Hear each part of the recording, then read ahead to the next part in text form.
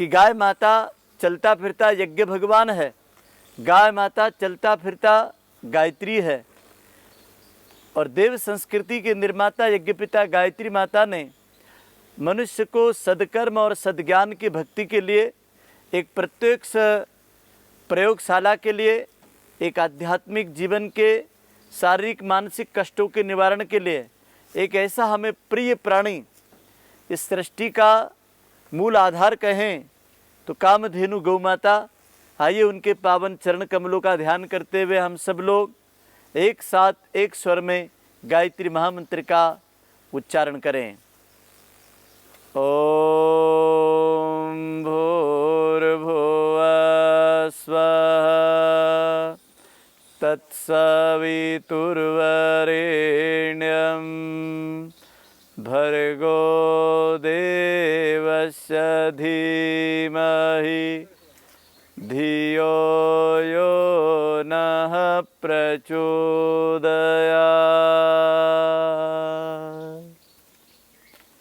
कामधेनु गौ माता के चरणों में अखंड चरण वंदन, अखंड दीपक, सजल सद्दा प्रखर प्रज्ञा, ऋषि युग्म को पावन वंदन, गौ विज्ञान को और काऊ डॉक्टर को, गौ डॉक्टर को जिज्ञासा से जानने वाले हमारे समस्त गौ प्रेमी भाइयों बहनों। भाई हमारे मुकेश जी गुप्ता जी, जिन्होंने गायत्री धाम में शिविर के बाद एक मन बनाया कि कभी न कभी मेरे को मौका मिले तो मैं गौ माता के उस चिकित्सा जगत वाला जो विज्ञान है उसको आम आदमी तक पहुंचाऊं। आज सौभाग्य से यह पावन अवसर आप सबको प्रदान किया है। मैं भाई गुप्ता जी को हृदय से गौ माता का आशीर्वाद, हमारी मंगल कामनाएं। भाइयों बहनों, ये बात तो तय हो चुकी है कि गाय तील ताड़ जानवर कैसे हो सकता है।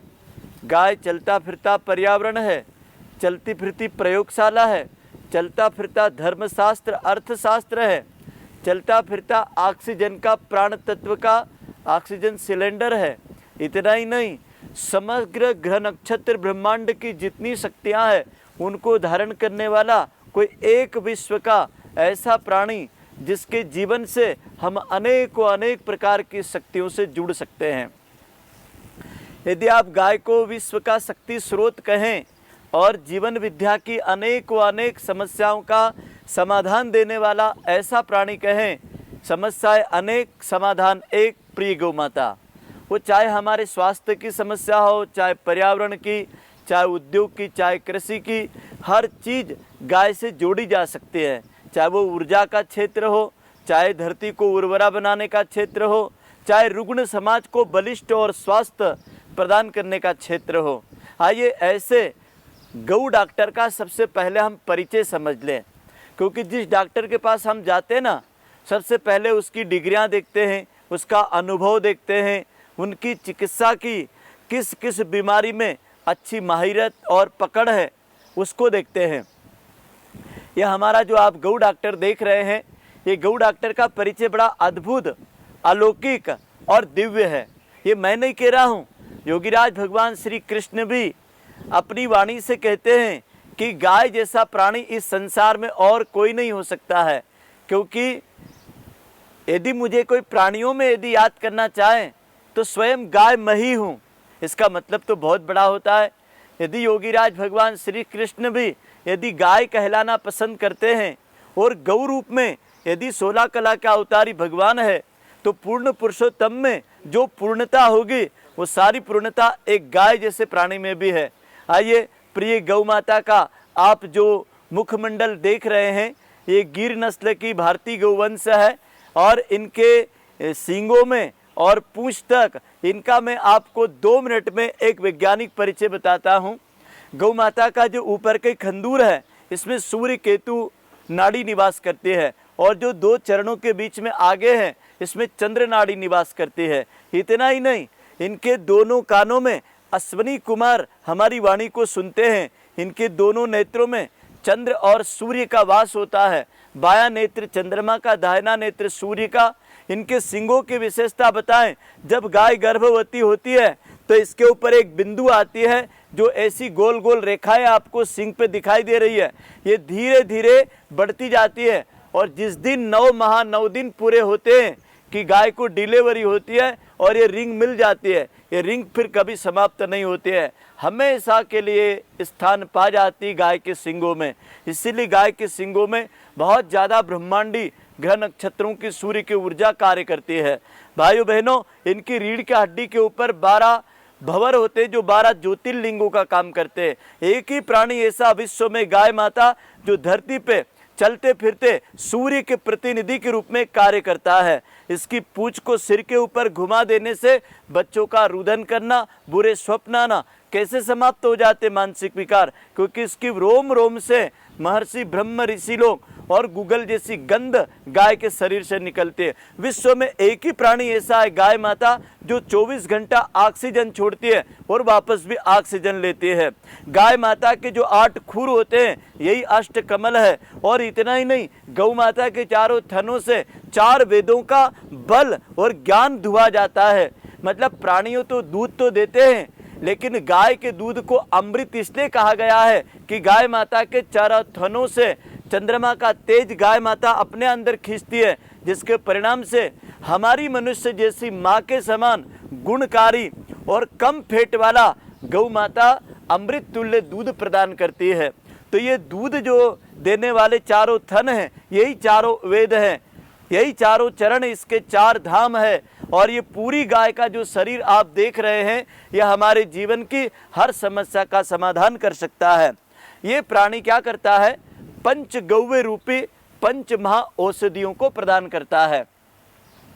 अभी आपने सुना गौ डॉक्टर का परिचय। अब गौ डॉक्टर हमें पंच गौवे की औषधि भी प्रदान करता है, क्योंकि इनके पास में 5 अमृत इसी ब्रह्मांडी ऊर्जा से, ग्रह नक्षत्रों और सूर्य के प्रकाश से ये अपनी रीढ़ की हड्डी में सिद्ध करता है प्राणी। और ये गौ माता जब अपने शरीर के अंदर से 5 अमृत देती है तो सबसे पहला गोझरण, गौमूत्र। गौमूत्र के अंदर 300 प्रकार के एसिड, शोधक, सारक, पाचक वो गुण होते हैं जो सब प्रकार के संक्रमक, विषैले, बैक्टीरिया, कीटाणु का जड़ से उनका शमन करता है। इतना ही नहीं, गौमूत्र हमारे शरीर में जाकर के जीवनी शक्ति को भी पुष्ट करता है। गौमूत्र हमारे शरीर में जाकर के रोग प्रतिरोधक शक्ति बढ़ा करके रोग बीमारियों से लड़ने की अंतर स्त्रावित ग्रंथियों को सक्रिय करता है।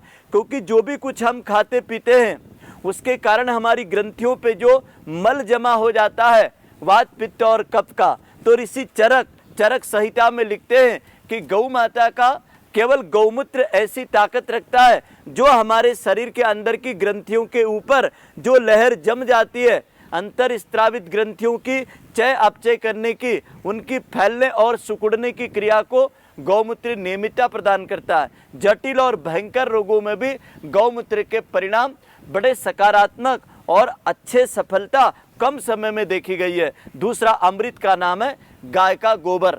गाय का गोबर संसार के अंदर दुर्गंध नाशक, कीटाणु नाशक, उर्वरा शक्ति बढ़ाने वाला।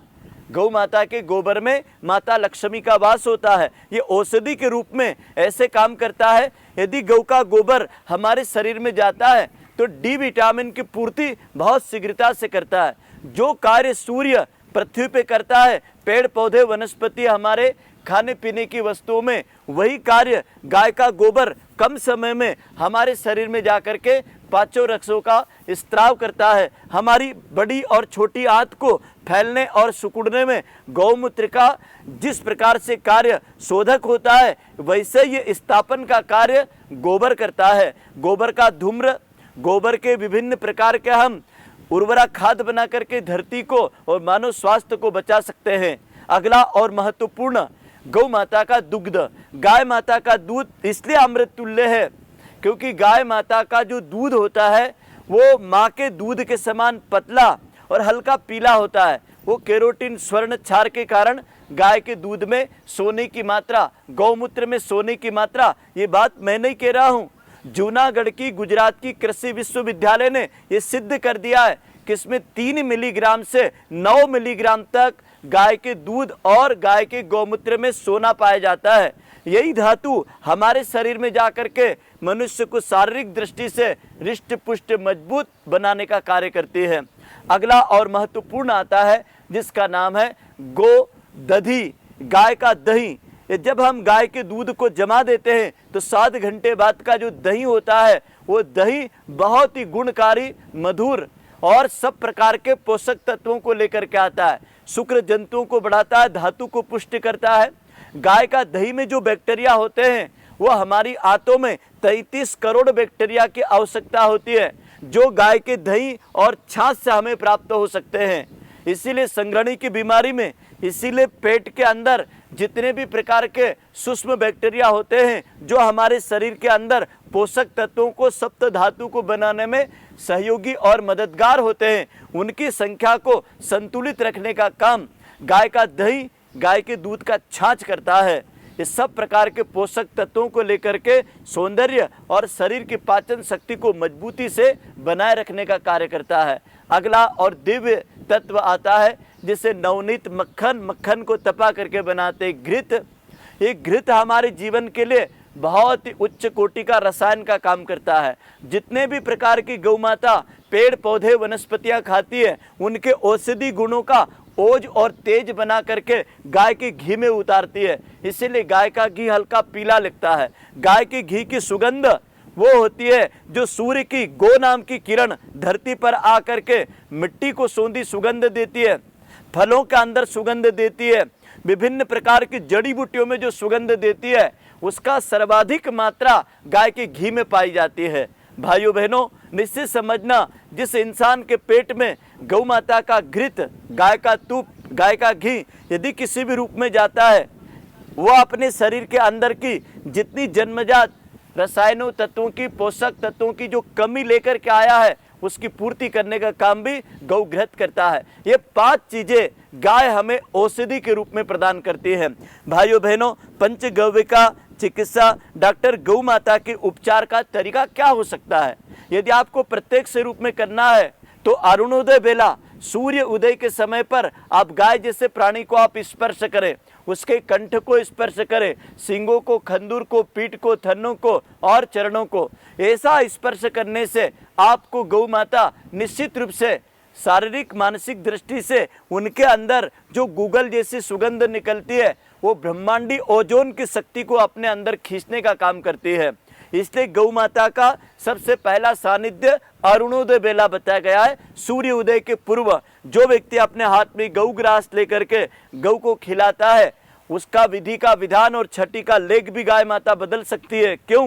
क्योंकि गौ माता हमारे शरीर के इस पिंड को जिन जिन महातत्वों से इस आपने धारण किया है उन तत्वों को संतुलित करने का काम भी पृथ्वी के ऊपर धरती माता करती है। इसीलिए ऋग्वेद का ऋषि कहता है कि गौ माता अवधा प्राणी है जिसका कभी वध और व्यापार नहीं हुआ करता था। क्यों? क्योंकि शरीर के अंदर जितनी शक्तियां होती है ये महातत्व की शक्तियों को संतुलित करने का काम करता है। भाइयों बहनों, इतना ही नहीं, गौ डॉक्टर से यदि आपको उपचार लेना है इसका और अच्छा तरीका है सूर्य अस्त के समय, जिसे गौधूलि बेला कहते हैं। गौ माता के चरणों की जो धूल उड़ती है वह हमारे शरीर पे स्नान होने से सभी प्रतिकूलताएं अनुकूलता में बदलती है। इसीलिए लग्न का समय, विवाह का मुहूर्त, गृह प्रवेश का मुहूर्त सबसे उत्तम गौधूलि बेला को बताया जाता है।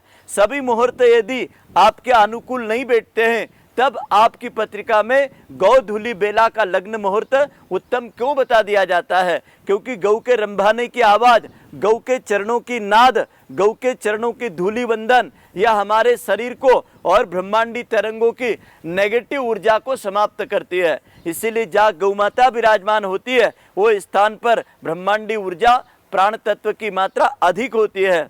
आपने देखा होगा आकाश में बिजली चमकती है, किसी पेड़ पर, किसी बिल्डिंग पर, किसी टावर पर, किसी बड़ी मीनार पर गिरी होगी, लेकिन आज तक गाय के ऊपर बिजली गाज नहीं गिरी। इसका एकमात्र कारण है कि गाय माता के शरीर में एक ऐसा तड़ित चालक होता है जिसके अंदर कापर होता है, तांबा होता है, पीतल होता है, सोना होता है, चांदी होता है, जस्ता होता है, लोहा होता है, और ये सभी सातों धातुएं आपके तड़ित चालक में लगा करके उसको 60 मीटर का एरिया बनाया जाता है। वो कार्य गाय माता करती है। गाय माता जिस जगह पे बनती है वहाँ हमने अनुभव किया 60 मीटर के दायरे में किसी भी प्रकार का कोई अनिष्ट तत्व, नेगेटिव एनर्जी, किसी भी प्रकार का बुरा तत्व प्रवेश नहीं करता है। ये गाय माता के रोमकूपों की तरंगे 24 घंटा एक सैनिक की तरह नेगेटिव एनर्जी से, बुरी शक्तियों से लड़ने का काम करती है।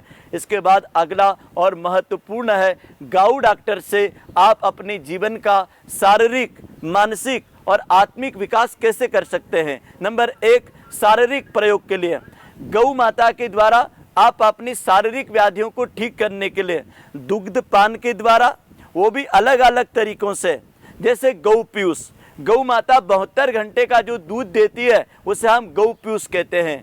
ऋषि चरक लिखते हैं कि 72 घंटे का दूध जो होता है वो सभी प्रकार के बच्चे के और माँ के जीवन के पोषक तत्वों को 72 घंटे में धारण करता है। इसी का परिणाम है कि गौ पीयूष हमारे शरीर में जा कर के हमारे शरीर की अंतर स्त्रावित ग्रंथियों में जितनी भी माँ के गर्भ से जो रसायन तत्व हमारे शरीर में कम होते हैं उनको पूरा करने का काम करता है।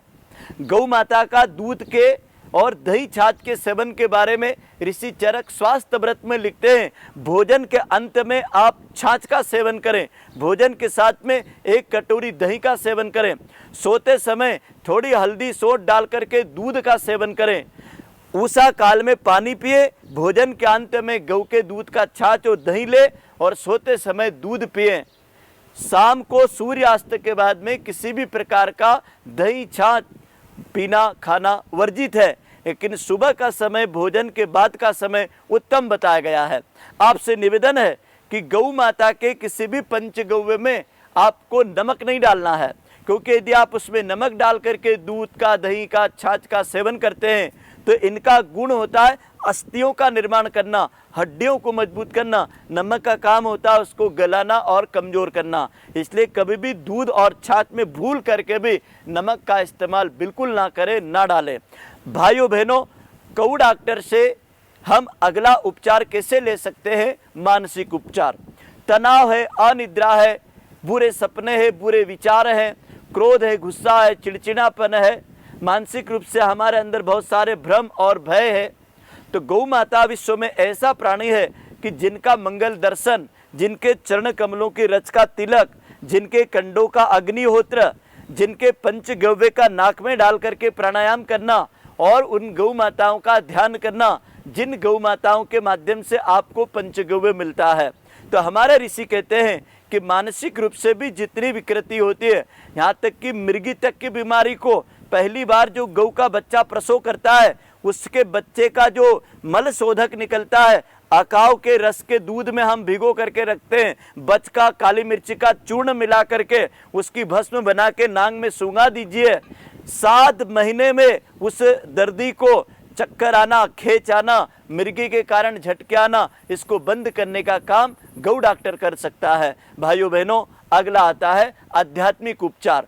हमारे यहाँ पर हम लोग गौ माता के सानिध्य में 1.25 लाख का गायत्री का अनुष्ठान, जिसे चांद्रायण तपस्या कहेंगे, या 5 दिन की अंत ऊर्जा जागरण साधना, या दैनिक जीवन में हमारी आरती, प्रार्थना, हवन का केंद्र बिंदु हमारी गौशाला है। तो इसके माध्यम से हम अपनी आध्यात्मिक प्रगति कर सकते हैं। पंडित श्री राम शर्मा आचार्य जी ने भी 24 साल तक गाय को जौ खिला करके वेद मंत्र, गायत्री मंत्र को अपने जीवन में सिद्ध किया। गाय के जौ को जो गोबर में से निकले उसकी रोटी और छाछ पर 24 लग सके 24 महापुरुष शरण करें। योगी राज भगवान श्री कृष्ण ने अपने जीवन का समग्र कार्य गौ के पंचगव्य से, दूध, दही, मक्खन से प्रारंभ किया। इसका मतलब बड़ा गहरा है भाइयों बहनों। यदि आध्यात्मिक जीवन में यदि पंचगव्य का यज्ञ में, पूजा में, यज्ञ हवन के उपरांत आपको किसी प्रायश्चित के लिए स्नान करना है तो पंचगव्य स्नान से भी आप गौ माता से आध्यात्मिक ऊर्जा ले सकते हैं। यहाँ तक कि अच्छी संतान को जन्म देना है तो पति पत्नी गर्भ धारण के पूर्व पंचगव्य से स्नान करें। पंचगव्य का 1 महीने तक पति पत्नी सेवन करें, उसके बाद अच्छी संतति का मन बना करके फिर चांस ले, तो फिर देखें कितनी स्वस्थ, सुंदर, बलिष्ठ और माता पिता से श्रेष्ठ गुणवान संतान को भी आप जन्म दे सकते हैं। क्यों? क्योंकि आने वाला भविष्य, आने वाली पीढ़ी को भी आप गौ के माध्यम से आरोग्य दे सकते हैं। अगला और महत्वपूर्ण है, क्या गौ माता हमारे जीवन के अंदर संपूर्ण प्रकार की आत्मनिर्भरता दे सकती है? आज आत्मनिर्भरता की बात पूरे विश्व में उठ रही है और वास्तव में भारत जैसे देश को आत्मनिर्भर बनाने के लिए एक अभिन्न अंग के रूप में कामधेनु गौ माता भी है। ऊर्जा की दृष्टि से गाय माता आत्मनिर्भर बना सकती है। इसके गोबर गौमूत्र से हम पर्याप्त मात्रा में बिजली और गैस पैदा करके हमारे यहाँ के चूल्हे चलाते हैं और प्रकाश की व्यवस्था कर सकते हैं। इतना ही नहीं, गौ माता से हम उन्नत खेती को स्वावलंबी बना करके कीट नियंत्रण, रासायनिक उर्वरकों से धरती को बचा सकते हैं। खान पान और स्वास्थ्य की दृष्टि से हम गौ आधारित कृषि से स्वस्थ अनाज, स्वस्थ फल और सब्जियों को पैदा करके अस्पताल का बिल जीरो कर सकते हैं। रोगों के अंबार से हम शरीर के पिंड को मुक्त कर सकते हैं। आत्मनिर्भर भारत का मतलब केवल पैसे की दृष्टि से नहीं, अच्छी टेक्नोलॉजी और विज्ञान की दृष्टि से नहीं, भौतिक संसाधनों की दृष्टि से नहीं, शारीरिक, मानसिक और सामाजिक चारों क्षेत्र में यदि आपको आत्मनिर्भर होना है, समाज को हर हाथ को काम देना है। भारत गांव का देश है, भारत कृषि प्रधान देश है, ऋषि प्रधान देश है, ऋतु प्रधान देश है और इस देश की 80% जनता खेती पर निर्भर है और उस खेती का आधार गौ माता है। और जो 20% जनता है जिनके पास पैसा होगा, व्यवसाय होगा, उद्योग होगा और उनको सुख, शांति, चैन, अमन और रोग चाहिए और उनके घर की रोग व्याधियों को जड़ से मिटाना है, तो निरोगी काया का दिव्य स्रोत हमारी गौ माता है। आइए भाइयों बहनों, प्रिय गौ माता यदि बचेगी तो संस्कृति बचेगी, संस्कार बचेंगे, हर आदमी को काम मिलेगा, स्वावलंबन बचेगा। और इतना ही नहीं, यदि गाय माता बची तो हमारे जगत के, जीव जगत के सभी प्राणियों की रक्षा होगी, क्योंकि अकेली गाय बचती नहीं है, गाय के साथ अन्य प्राणियों से भी हमारी मैत्री और दया का भाव जुड़ा हुआ है।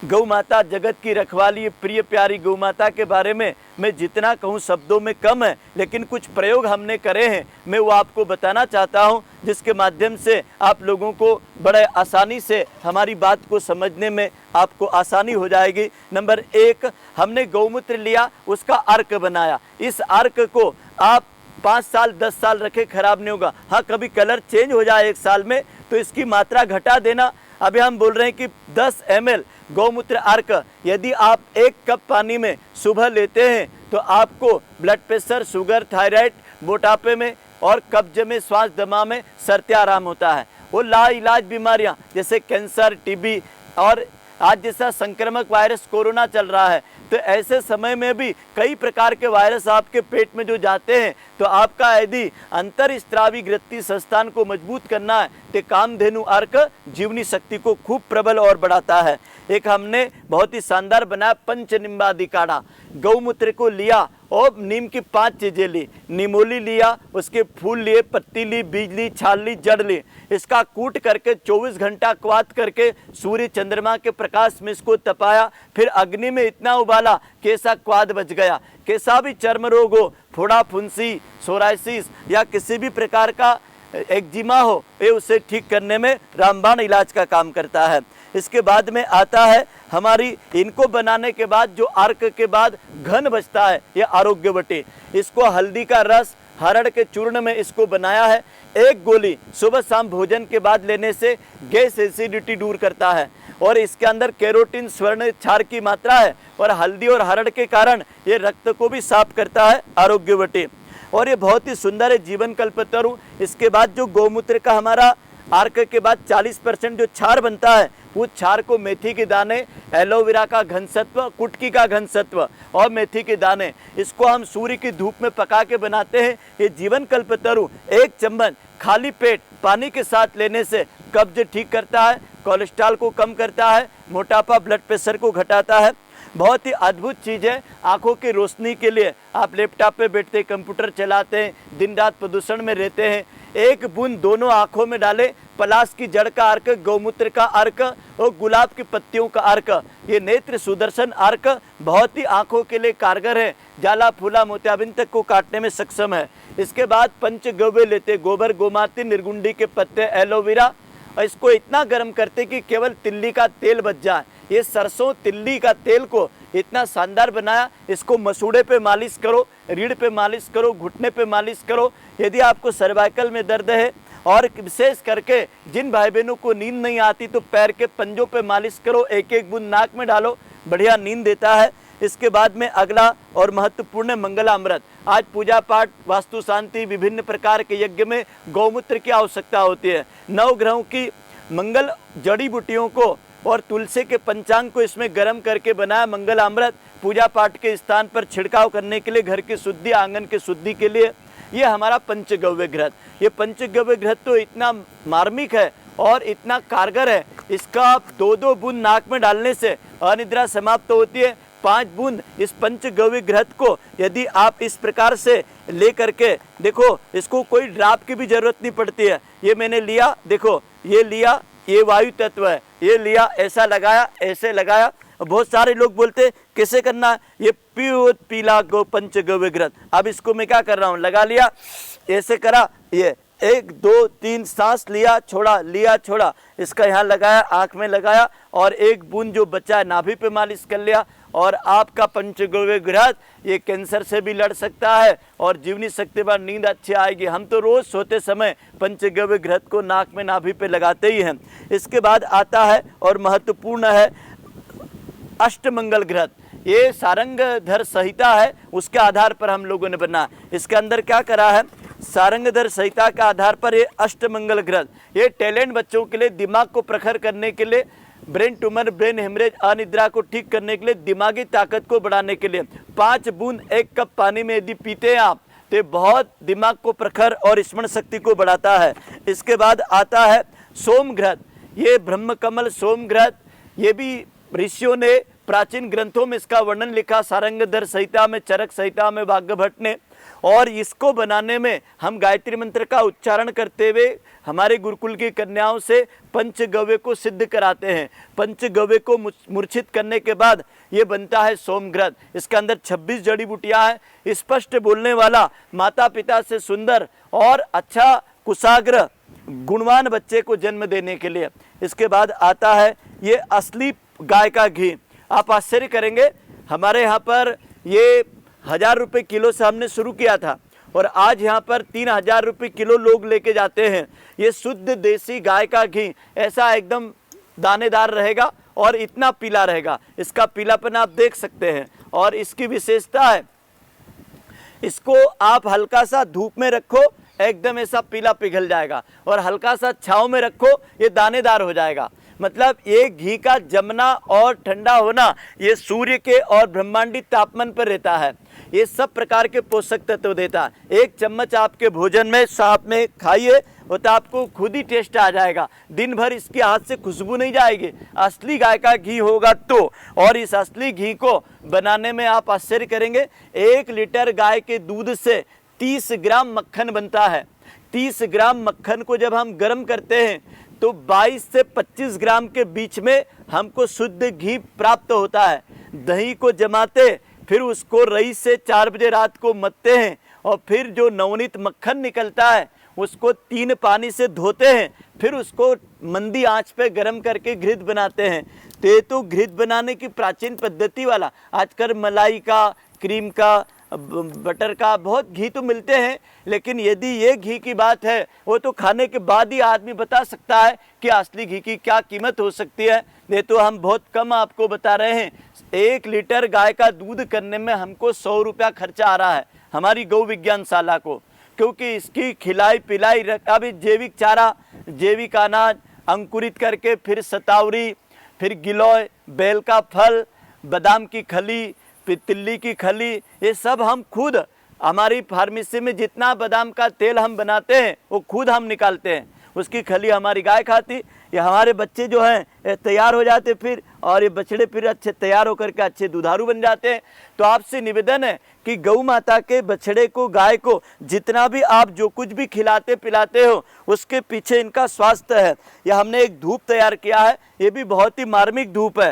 ये गाय का गोबर का कंडे का पाउडर लिया, इसके अंदर 14 वो जड़ी बूटी ली जिसके अंदर सुगंध की मात्रा अधिक हो, जैसे सुगंध बाला है, जटामांसी है, कपूर काचरी है, हाउ बेर है, जटामांसी है, इन लोगों को लिया करके ये यज्ञोपैथी की धूप बनाई है। एक को ऐसे दीपक में लेकर के जलाते हैं और जलाने के बाद ये माचिस से नहीं जलाना है, इसके अंदर इस प्रकार की धूप निकलेगी जिसको आपको माचिस से नहीं जलाना है। इसको आप जब भी जलाएंगे तो आपको दीपक से ही जलानी है। दीपक से जलाओगे तो बहुत जल्दी जलेगी और बहुत ही इसका लाभ मिलेगा आपको। ये हमने 2 प्रकार की बनाई, वो जड़ी बूटी की है और ये गूगल, कपूर और गोमय चूर्ण। तो गोमय चूर्ण को, कपूर को और गूगल को अच्छा इसके अंदर क्या करा, 2 ग्राम तो हमने लिया है गूगल, 1 ग्राम लिया कपूर और 1.5 ग्राम लिया है गोमय का पाउडर। ये करीब 4 ग्राम, 4.25 ग्राम तक आ जाएगी। और ये एक दीपक में ऐसे जला लो और रख दो। 30 मिनट तक घर में गूगल और कपूर की, गौ माता के कंडे का धुआं आपको मिलेगा। तो ये दीपक में जला, इसकी राख भी हम फेंकते नहीं है, उससे मंजन कर लो, पानी को फिल्टर कर लो, बगीचे में गमलों में घोल करके तुलसी को, पौधों को, गुलाब को दे दीजिए आप। और ये पूरी चीज़ों को आपको ऑनलाइन आपको भेज भी देते यहाँ से है। इनका नाम गंगा है और ये सब नाम से हम लोग पुकारते। जो मैं लाइन बोल रहा था ना, ये लाइन है। इन्होंने यहाँ 7 बछड़ियों को जन्म दिया, 1 2 3 4 5 6 और ये 7। ये 7 लाइनें पूरी लंबी लंबी इनके सींगों में, ये बच्चों की निशानी है कि इन्होंने इतने बच्चों को जन्म दिया है।